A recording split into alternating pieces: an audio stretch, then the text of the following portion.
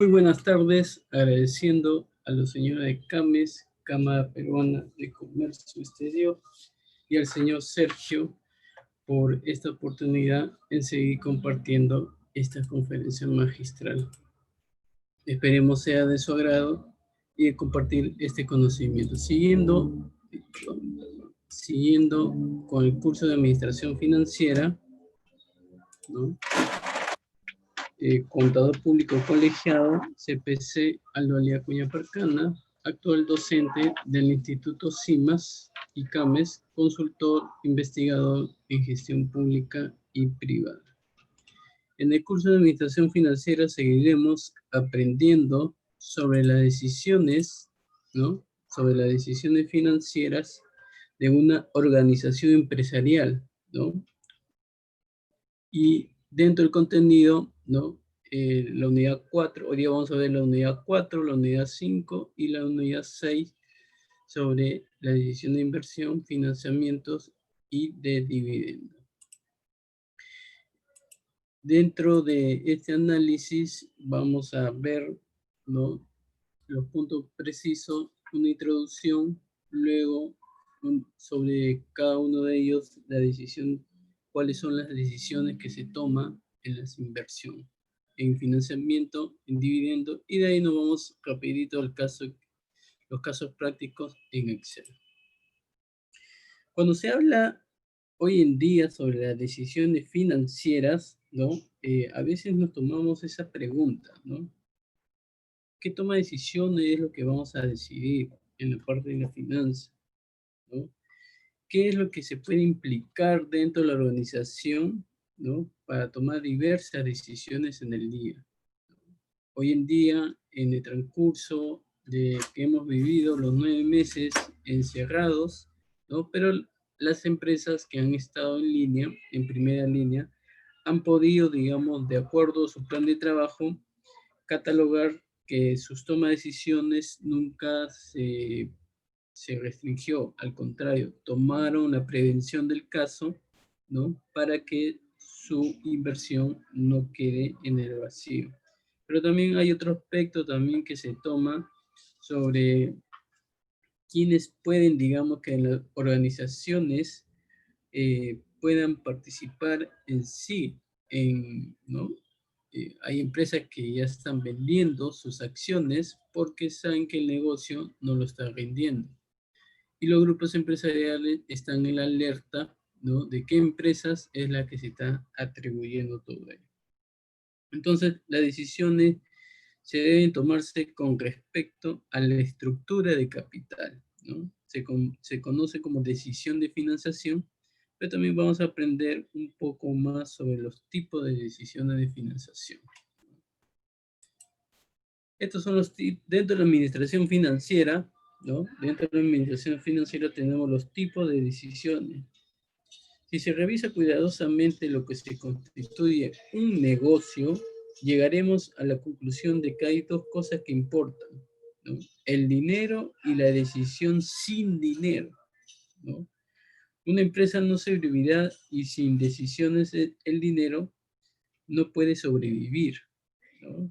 Es algo lógico, ¿no? Es algo lógico. Y una administración tiene que tomar innumerables decisiones durante la vida de la empresa. Por lo tanto, las más importantes están relacionadas con el dinero. Las decisiones relacionadas con el dinero se llaman decisiones de financiación. Entonces, ahí en el cuadrito que ustedes están visualizando, tenemos tres tipos de decisiones que todo gerente financiero tiene que tomar en cuenta, ¿no? La decisión de inversión, ¿no? Dentro de la decisión de inversión tenemos lo que es el presupuesto de capital, ¿no? La administración de capital de trabajo. Dentro de la decisión de financiación tenemos el costo de capital, ¿no? ¿Qué tan rentable es nuestro capital para que pueda acceder? Luego también las decisiones sobre la estructura de capital. Luego el apalancamiento y disculpe la interrupción. Luego de las decisiones sobre la estructura de capital, ¿no? Optan, digamos, de que qué es lo que en sí está estructurado, las decisiones, ¿no? ¿Qué decisiones pueden tomar? Y también lleva a la mano el apalancamiento, ¿no? El apalancamiento para que pueda determinar en sí.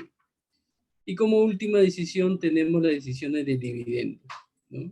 Dentro de las decisiones de dividendos tenemos las políticas de dividendos, que hoy en día se están haciendo, y las utilidades retenidas, ¿no?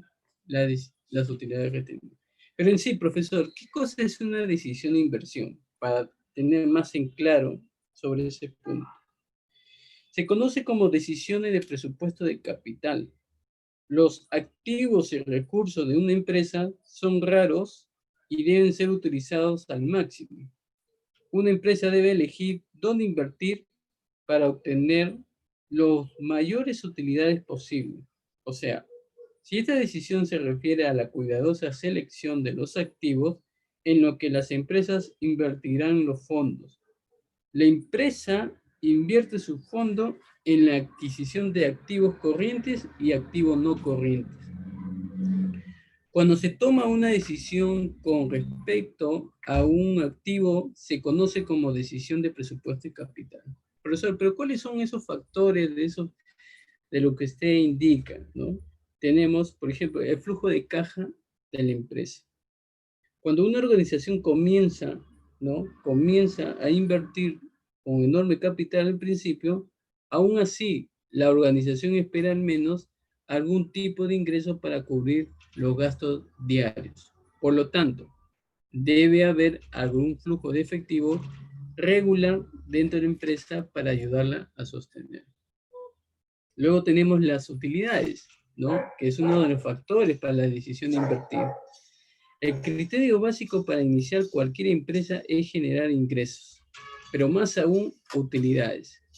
El criterio más crítico para elegir la empresa es la tasa de retorno, que traerá para la organización en la naturaleza de la ganancia, ¿no? Por ejemplo, si la empresa está obteniendo un 10% de retorno y la empresa B está obteniendo un 15% de retorno, entonces uno debe preferir el proyecto B.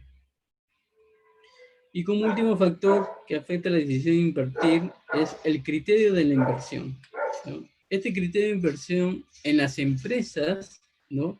Pueden acceder a diferentes procedimientos de presupuesto de capital que pueden utilizarse para evaluar diferentes propuestas de inversión.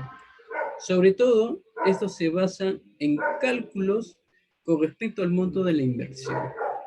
Las tasas de intereses, los flujos de efectivo y la tasa de rendimiento asociados a la propuesta. Profesor, y dentro de los procedimientos, ¿qué cosa aplican? Aplican la propuesta de la inversión para elegir la mejor propuesta. Luego tenemos la decisión de financiación, ¿no? ¿Qué cosa es, profesor, la decisión de financiación? Es importante para tomar decisiones acertadas sobre cuándo, dónde y cómo debe una empresa adquirir fondos, ¿no? Es un dolor de cabeza, ¿no? Para el inversionista optar este punto, ¿no? ¿Por qué, profesor? Porque si una empresa tiende a obtener mayores utilidades, cuando la estimación del mercado de la participación de una organización se expande. Y esto no solo es una señal de desarrollo para la empresa, sino que también aumenta la riqueza del inversor. Por lo siguiente, esto se relaciona con la composición de varios valores en la estructura de capital de la empresa. Profesor, ¿y cuáles son esos factores que afectan la decisión de la financiación? Tenemos el costo, el riesgo, la posición de flujo de caja, el control y la condición de mercado. Dentro del costo tenemos las decisiones de financiación, se refiere a la asignación de fondos y a la reducción del costo. O sea, el costo de recaudar fondos de varias fuentes difiere mucho. Se debe seleccionar la fuente más rentable. En cambio, riesgo Los peligros de comenzar una empresa con los fondos de varias fuentes difieren. El riesgo es mayor con los fondos que se prestan que con los fondos de capital. Esta evaluación del riesgo es uno de los principales aspectos de las decisiones de financiación. Otro factor que también afecta es la posición de flujo de caja. ¿Qué cosa es, profesor? El flujo de caja es la ganancia diaria, ¿no?, de la empresa. Una buena o mala posición de flujo de caja da confianza o desanima a los inversores a invertir fondos en la empresa. Y el control, ¿no?, que está también dentro de los factores, es una situación en la que los inversores, ¿no?, existentes necesitan mantener el control de la empresa. La financiación puede obtenerse mediante préstamo, pero cuando están preparados para diluir el control de la empresa. El capital social puede utilizarse para recaudar fondos. El grado de control al que hay que renunciar y es una de las principales decisiones de financiación. Y como último factor es la condición de mercado. Dentro de la condición de mercado también importa mucho para las decisiones de financiación. O sea, durante el periodo de auge, la emisión de acciones es mayoritaria, pero durante una depresión, una empresa tendrá que utilizar la deuda. Estas decisiones son una parte importante de las decisiones de financiación. Y como última decisión, ¿no?, tenemos las decisiones de dividendo. ¿Qué cosa es la decisión de dividendo, profesor? Las decisiones sobre los dividendos se refiere a la distribución, ¿no?, de las utilidades obtenidas por la organización. Las principales alternativas son la de retener las utilidades de los resultados o distribuirlos a los accionistas. ¿Y cuáles son esos factores, profesor? Los factores que afectan a las decisiones sobre los dividendos tenemos utilidades, confiabilidad en las utilidades, equilibrio de los dividendos y oportunidad de desarrollo. Y también hay otros factores que también se determina dentro del flujo de efectivo, opciones de los accionistas y los famosos impuestos, los mercados de valores que también se trascienden, el acceso al mercado de capitales y las restricciones contractuales y legales. Vamos a explicar cada uno de ellos para que tengan conocimiento en sí. ¿Qué cosa es una utilidad? ¿Por qué se menciona que la utilidad es un factor que afecta la decisión de los dividendos? Porque las utilidades para los inversores se pagan con los ingresos presentes y pasados. Por consiguiente, las utilidades son un determinante notable del dividendo. Otro factor que le mencioné, la confiabilidad en las utilidades, ¿no?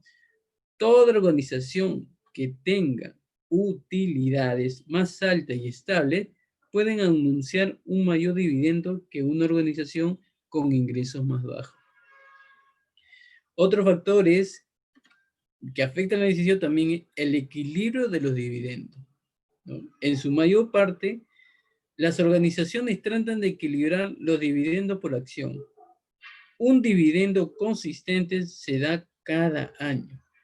Se hace un cambio si el potencial de ingresos de la organización ha aumentado y no solo los ingresos del año en curso, sino también determina el análisis y el desarrollo si es adecuado o no es adecuado. El siguiente factor, ¿no?, es la oportunidad de desarrollo. Las organizaciones, ¿no?, que tienen grandes oportunidades de desarrollo, siempre y cuando si se mantiene más efectivo de sus ingresos.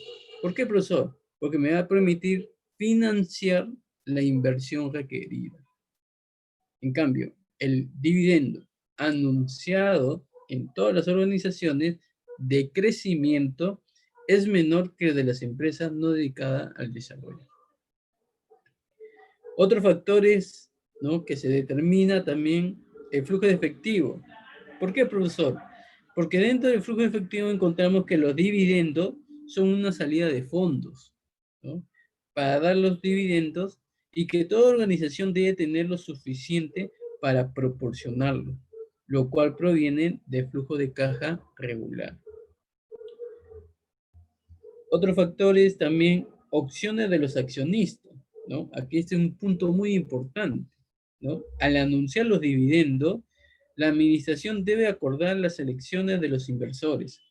Algunos accionistas quieren que al menos una suma específica sea pagada como dividendo.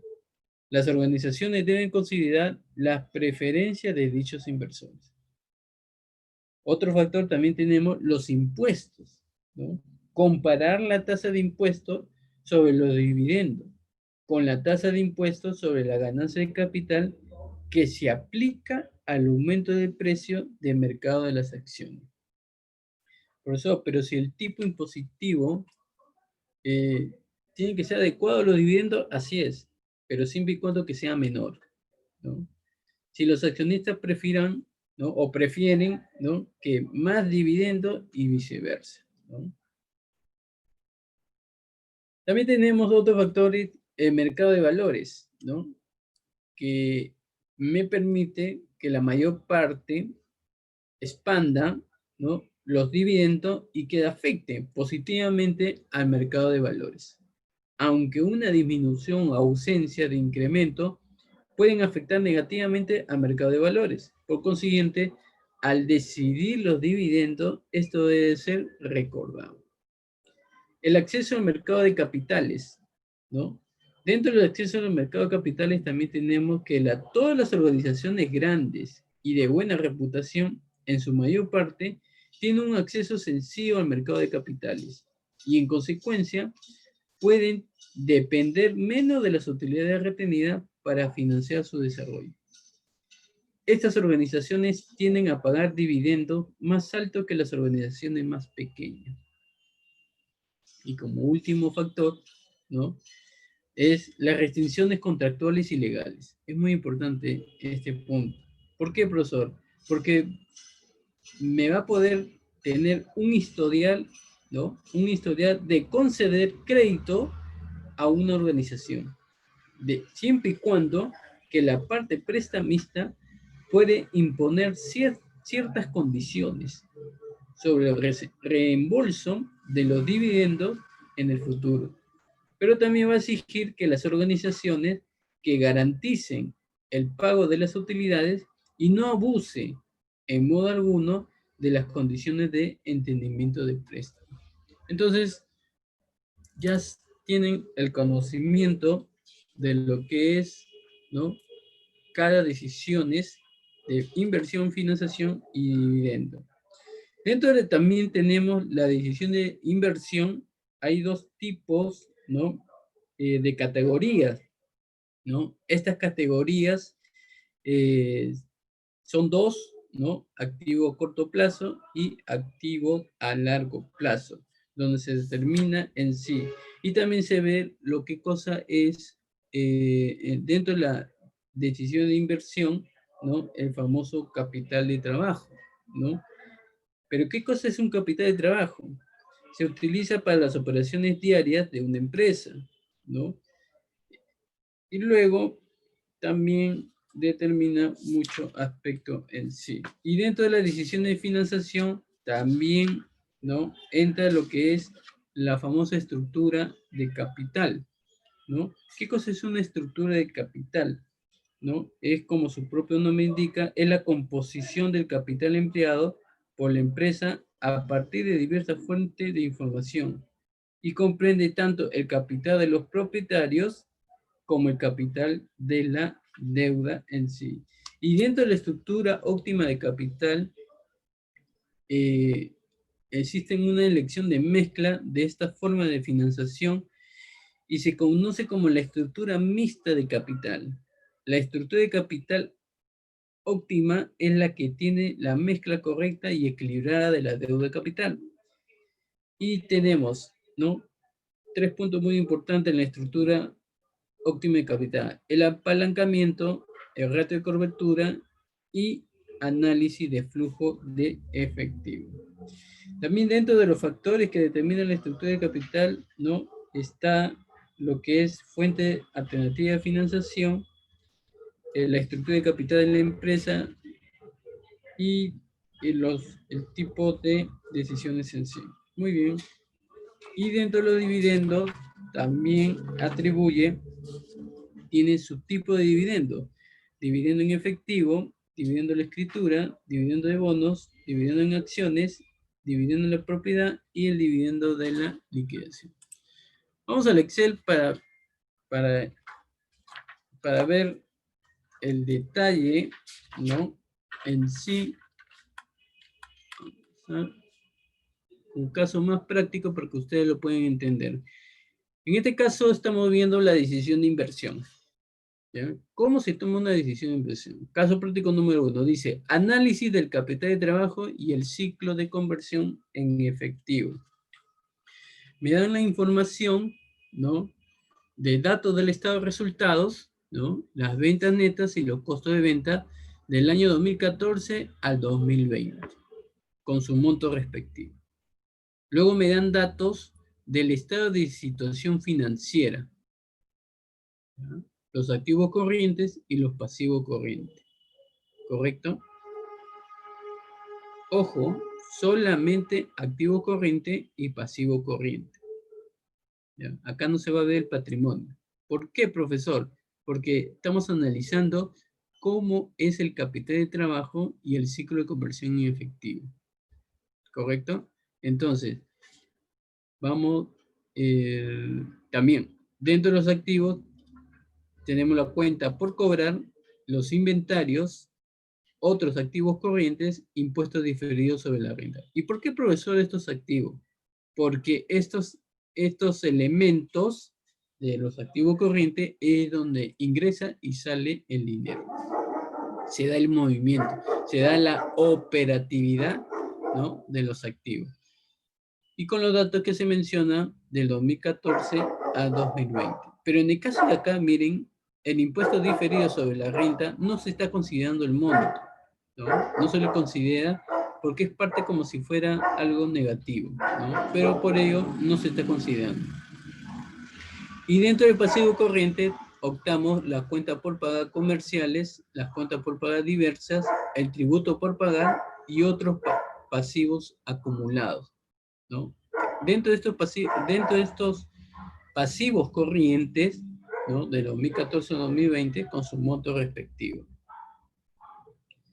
Entonces, una vez que ya tengo estas dos información A y B, comienzo a trabajar mi análisis de capital de trabajo. ¿Cómo hago mi análisis? Me dice que el efectivo requerido es el 2% de las ventas. Eso siempre y cuando que aplique la política contable. Por eso que yo le recomiendo, ¿no? Que la oficina de contabilidad tenga la política contable de la organización, ¿no? ¿Cuánto es el porcentaje que tengo que aplicar para poder realizar este análisis? En este caso, vamos a plantear el 2%. ¿Pero qué me dice? El 2% de las ventas. Entonces, ¿y dónde voy a sacar esta información del 2% de la venta? Este 2% va a optar de la venta neta, o sea, del estado de resultado. Tengo esta información y lo multiplico por el 2%. Le doy Enter, ¿no? En el caso de Excel, ¿no? Selección es igual, la celda donde está, y lo multiplica por el 2%. Le dan Enter y le sale esta información, 34.63. ¿Qué me quiere decir con esto?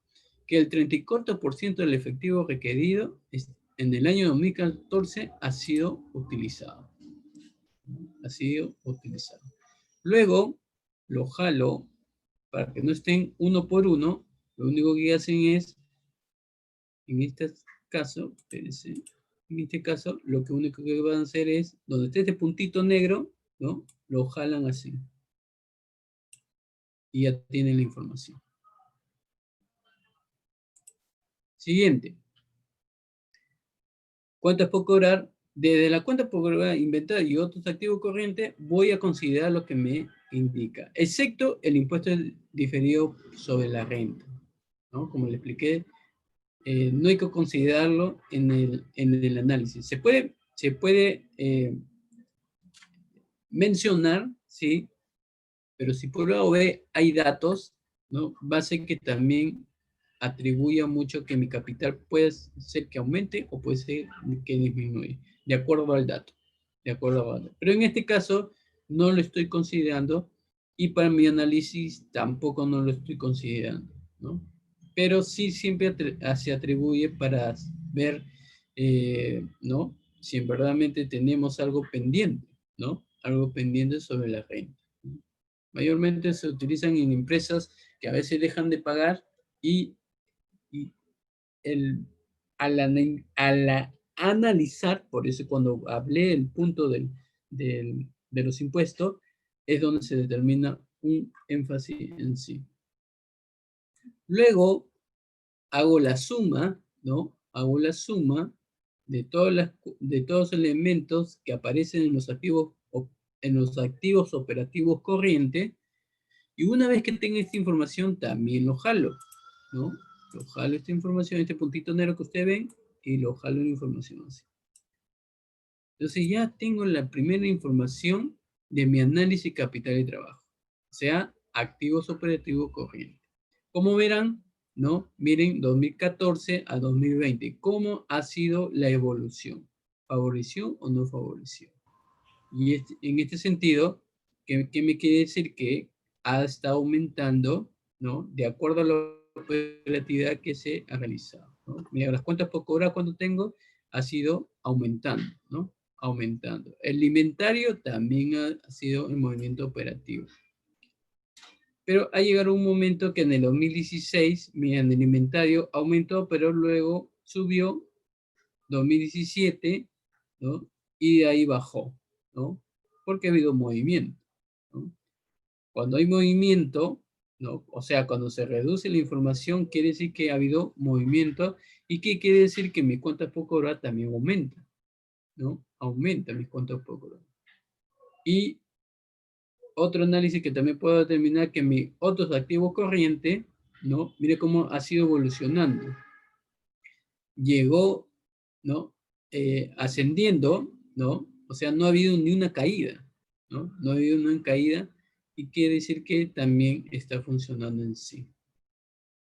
Siguiente, vamos a lo que es lo que es el pasivo, ¿no? También voy a reconocer la misma información de lo que me dice cuentas por pagar, la misma información, solamente lo doy igual, ¿no? Ir a celda donde está, la cuenta por pagar y le doy Enter. Y de ahí comienzo a jalar, ¿no? A cada uno de ellos, ¿no?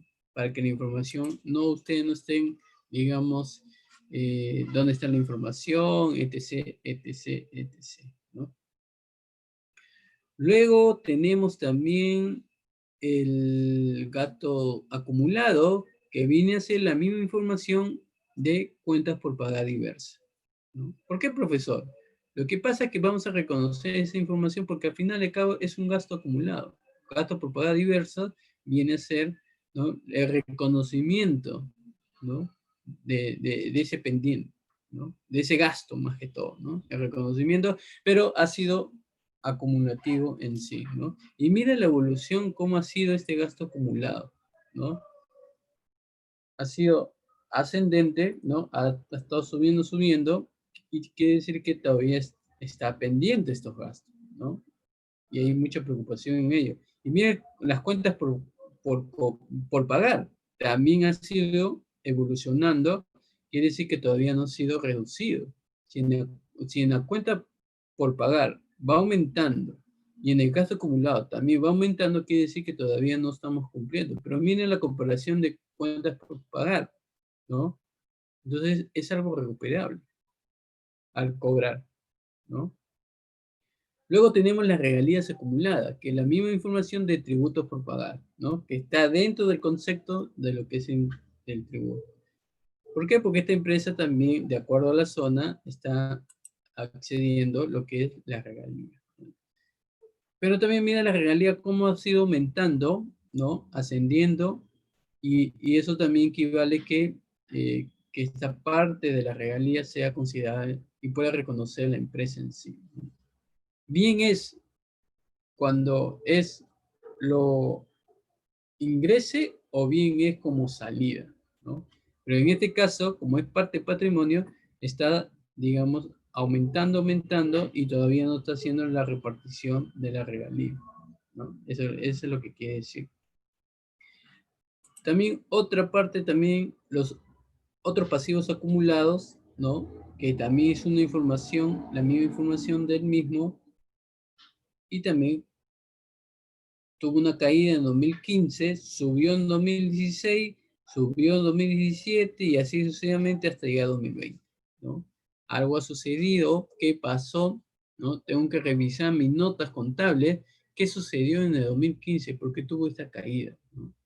Quiere decir que puede ser que también dentro de los otros pasivos acumulados, ¿no? Haya sido que el saldo ha estado reduciendo, pero luego aumentó, ¿no? ¿Qué pasó? Si estaba bien 2015, ¿por qué no 2016 bajó, ¿no? Hasta 2020, ¿no? Una vez que ya tenga toda esta información, hago la suma de los pasivos operativos corrientes, ¿no? De los elementos de la cuenta por pagar, gastos acumulados, regalías y otros pasivos acumulados.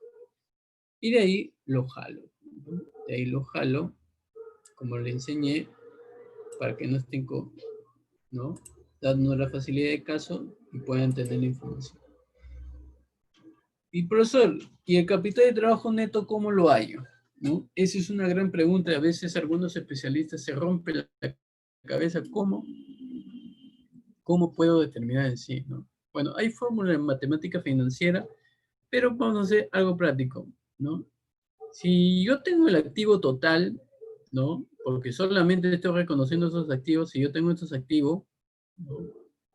Que es 402.80, ¿no? O sea, este es como si fuera el 100% de los activos. Entonces lo único que voy a restar es con el pasivo operativo corriente. O sea, entre corriente lo voy a dar la diferencia, ¿no? ¿Por qué, profesor? Porque ese es el análisis que estoy haciendo, ¿no? Para reconocer el capital de trabajo neto. No confundir el capital social, es otra cosa. Este es el capital de trabajo neto, ¿no? Para ver qué cosa, cuánto de operativos, perdón, cuánto de activos operativos corrientes tengo y resto cuánto de pasivo operativo corriente hay. El análisis es para determinar qué cosa, si el capital de trabajo ha sido adecuado o no ha sido adecuado. Entonces, al restar esta información, quiere decir que este capital está quedando como diferencia, ¿no? Diferencia y pueda reconocer que sí está siendo útil el dinero, a pesar que con algunas situaciones, pero es recuperable en sí, ¿no? Entonces, miren la evolución también, ver qué pasó en el 2015, ¿no? ¿Por qué se redujo el capital, ¿no? Si hubo reducción de capital y yo tengo que revisar mis notas contables, ¿no? De los estados financieros, qué pasó en el 2015, ¿no? Y luego subió en el 2016, ¿no? ¿Qué compraron, ¿no? ¿Qué es lo que sucedió aquí en el 2016? Y luego bajó, miren, y sigue bajando y hasta llegó a negativo, ¿no? Y cierra el año con negativo. Entonces, ¿qué quiere decir con ello? Hay una preocupación, ¿no? ¿Por qué? Porque hay deudas, ¿no? Mira, acá sobrepasa del 50% de lo que tienes en activo, ¿no?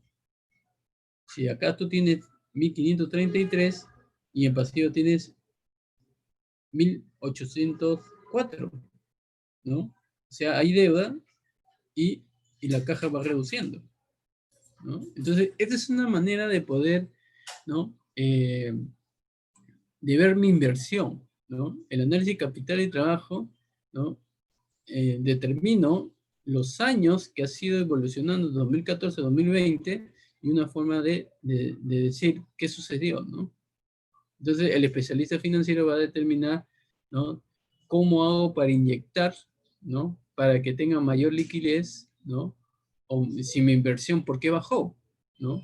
Si yo te di 1000, porque ahora tengo 500, ¿no? ¿Qué pasó?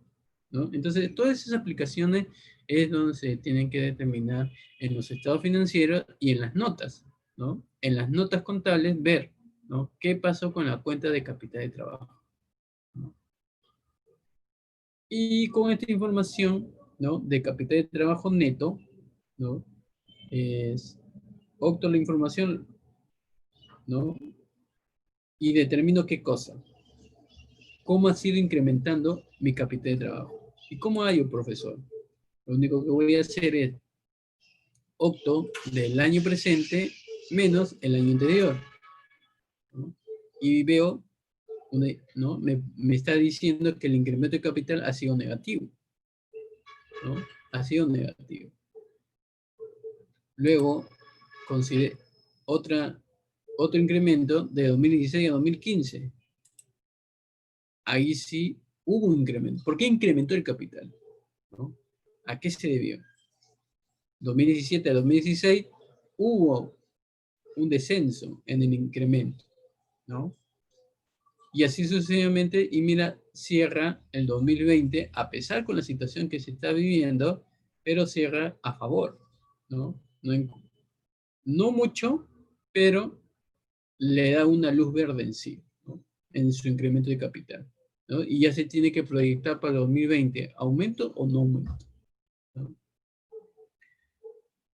Luego también tenemos otro análisis de las ventas, ¿no? Dentro de las ventas, ¿no? Como sabrán, esta información lo tengo, está en la parte de arriba, la venta neta de 2014 a 2020. ¿Qué hago con esto, con esta información? Le doy Enter, ¿no? Y lo jalo para no estar subiendo y bajando con esa información. Pero también hago la diferencia, ¿no? Del año 2000, de 2015 con el 2014, ¿no? Si mi venta, o sea, ha habido favorable o no favorable. En este caso, favoreció las ventas, ¿no? Favoreció las ventas. Entonces, me da como positivo la información, ¿no? Igualmente, el 2016 al 2017, ¿no? Perdón, 2016 a 2015, también, ¿no? Y va aumentando las ventas, ¿no? Y así sucesivamente hasta llegar a 2020, y en 2020, a pesar con todas las situaciones que ha habido, ¿no? Se mantiene, o sea, luz verde, pero el incremento que no ha sido adecuado en sí, como debería ser, ¿no? Porque mire, si ustedes se dan cuenta, 2017, ¿no? En el 2017, más que todo por el monto, o sea, cuando uno, el especialista ve, ¿no?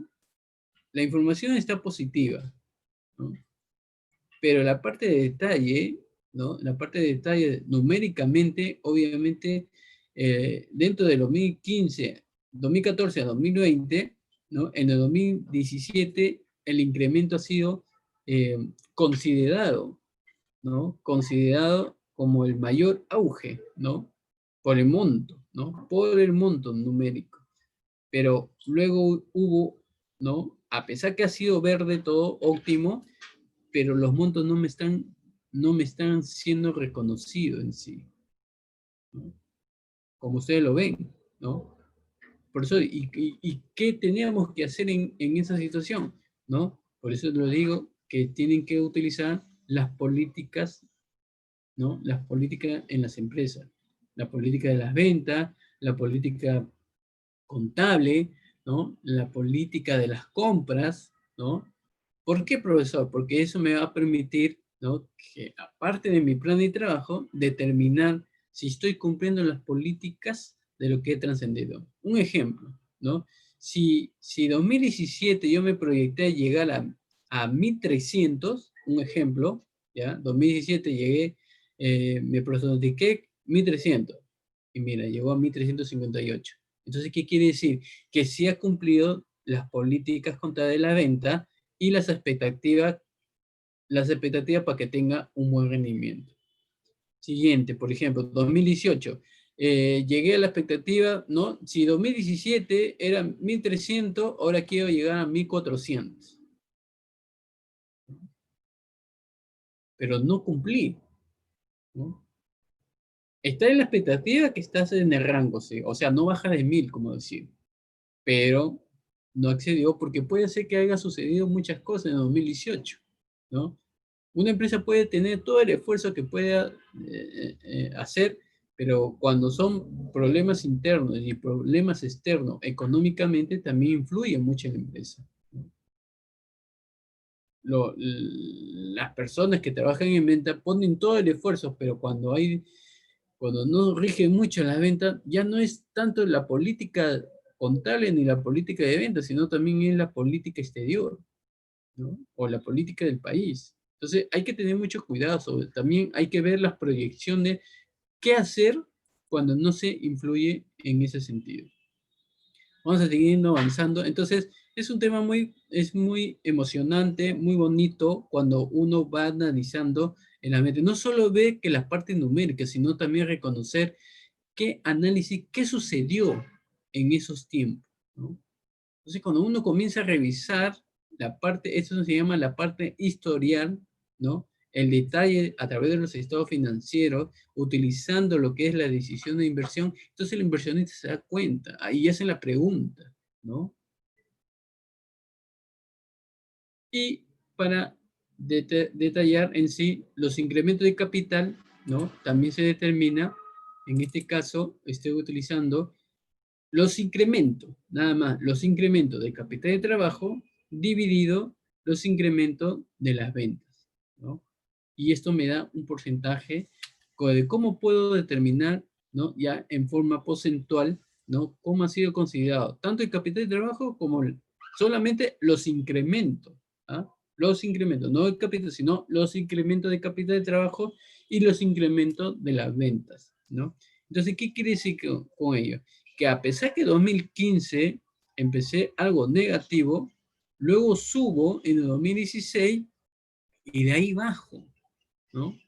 De ahí bajo. Por eso le digo, si en mi venta fue favorable y mi capital de trabajo, ¿qué pasó? ¿No? O sea, estoy llegando a un vacío, ¿no? O sea, el incremento, los incrementos que se aplican de acuerdo al porcentaje en la venta no está siendo, o sea, puede ser pues que le hayas dado crédito, ¿no? Entonces, ¿qué quiere decir? Que hay una negatividad de pagos, ¿no?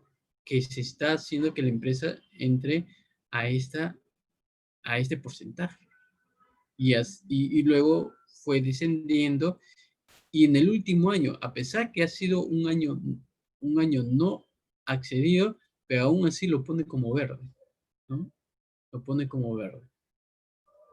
Y al final, ¿no? El incremento de capital de trabajo en los últimos 5 años hace pues un análisis de todo ello que sale como negativo. Sale como negativo y el inversionista se preocupa, ¿no? Se preocupa qué es lo que tengo que hacer. Y como último análisis de capital de trabajo, detallamos los días, ¿no?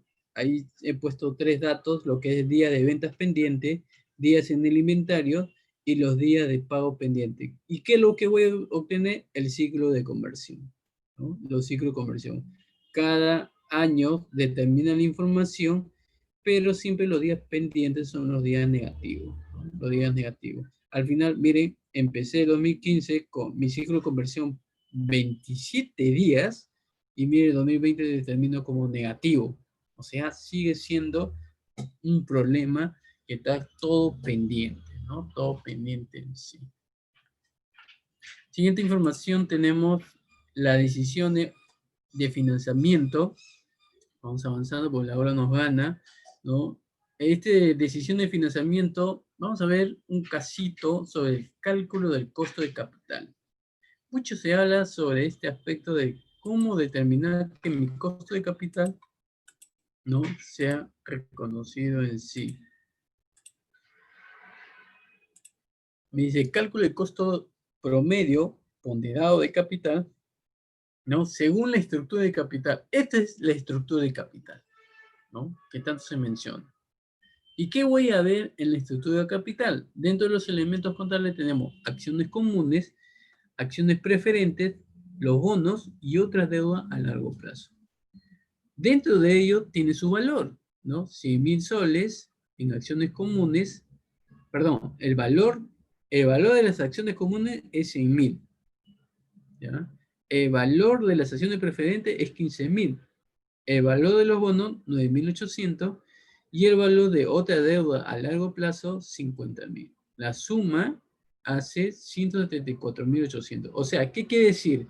Que esta empresa tiene, ¿no? Cuando le pregunto, ¿cuánto es tu estructura de capital? Esto. Y otra cosa es que te digan, ¿qué es lo que tienes en tu estructura de capital? Esto. Cuando te pregunto, ¿qué es lo que tienes en tu estructura de capital? Acciones comunes, acciones preferentes, bonos y otra deuda a largo plazo. Y si te hacen otra pregunta, y dentro de tu estructura de capital, ¿cuál es el valor total? Y si te dice el detalle, ya le explicas todo ello. Y en la forma porcentual, ¿no? Como sabrán, 100.000 entre 174.800 te da, o sea, ¿qué quiere decir? Dentro de mi 100% de mi estructura de capital, quiere decir que el 57.21% lo tengo como acciones comunes. Luego tengo la diferencia de 15.000 entre 174.800, me sale que el 8.58% es reconocido de mi estructura de capital las acciones preferentes. Luego, el 5.61% de mi estructura de capital lo reconocen lo que tienen en bonos. Y como último, estructura de capital, ¿no? De otra deuda a largo plazo tengo 28.60. Entonces, al 100% eso es lo que yo tengo. O sea, en pocas palabras, tengo más acciones comunes, luego le sigue otras deudas a largo plazo, que es un dolor de cabeza para este inversionista, ¿no? Hasta que no pague, esto de todas maneras va a seguir, ¿no? Y la diferencia de estas acciones y bonos, ¿no? Me dan como datos, ¿no? El famoso WACC, ¿no? Determinando de lo que tengo en mi estructura de capital, ¿no? Donde da mayor peso a acciones comunes, como el 5.1%, ¿no? Acciones preferentes, el 0.9%, los bonos 0.2% y otra deuda a largo plazo 2.4%, y la suma hace 8.6%. Entonces, dentro de la estructura de capital de una entidad se refiere a la mezcla de diferentes fuentes de financiación utilizada por una empresa y se centra en el equilibrio de esa financiación proporcionada por la deuda y el patrimonio. Tenemos el cuadro, ¿no? Donde detallo los cálculos. Rendimiento de la tasa libre ligero, que es el 3%, la prima de mercado, que es el 5%, y la beta, ¿no? El 1.2%. Estos son términos financieros, ¿ya? ¿Y qué tengo? El rendimiento requerido. ¿Cuánto es mi rendimiento requerido? El 9%. El 9%. ¿Y cómo lo hay, profesor? Ello? Lo único que vas a hacer es multiplicar beta, ¿no? Beta por prima de mercado y luego le haces la suma de rendimiento de la tasa libre. Y de ahí me dan como otro dato la tasa de dividendo anual, el 10%, ¿no? El 10% en sí. Y de ahí me dice, analiza el bono. Ok, voy a analizar el bono de acuerdo a mi flujo de efectivo, ¿no? Determino el valor de mercado, el cupón de interés anual, el escudo de fiscal sobre el cupón de intereses, principal amortizable y el flujo de efectivo neto, ¿no? En el año de apertura, ¿no? En el caso de bono, me dice que el valor de mercado es 9.800, porque lo tengo acá, ¿no? 9.800, ¿no? En mi estructura.